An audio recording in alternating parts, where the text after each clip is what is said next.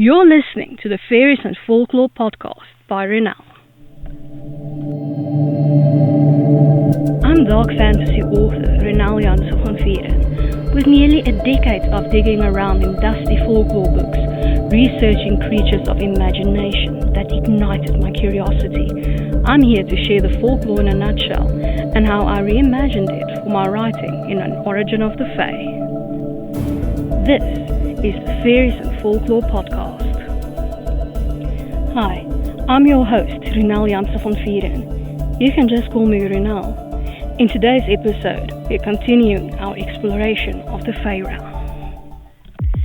This episode is brought to you by my book, Once, Tales, Myths and Legends of Faerie, available in ebook, paperback and audiobook.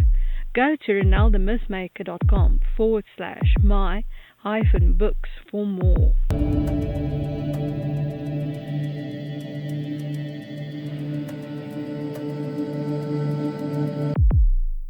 We're continuing our exploration of the power players of Faerie. Today's Faerie, the Fates. Folklore in a nutshell by Ronel.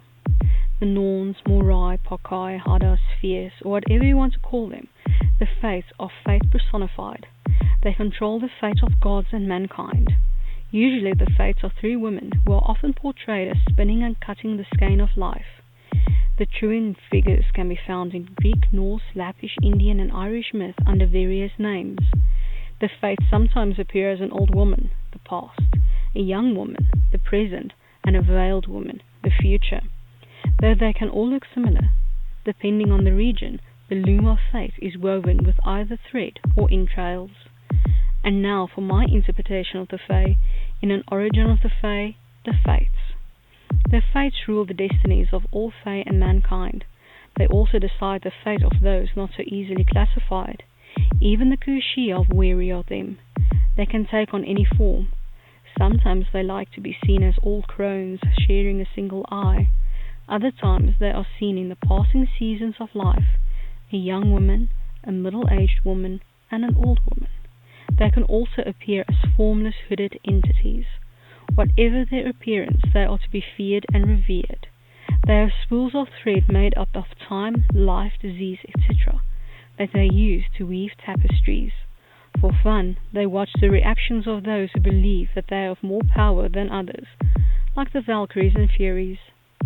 As a little bonus, let's look at the translation of fates into Afrikaans. Skikhoedene. I hope that you've enjoyed this episode of the Faeries and Folklore podcast and that you've learned something new about Faerie. Remember that you can get a transcript of this episode in the description. If you're new to the podcast, why not go and grab your free copy of Unseen, the second book in the fairy tale series, on my website, ronelthemythmaker.com. Loads of folklore, magic, and danger await. Take care.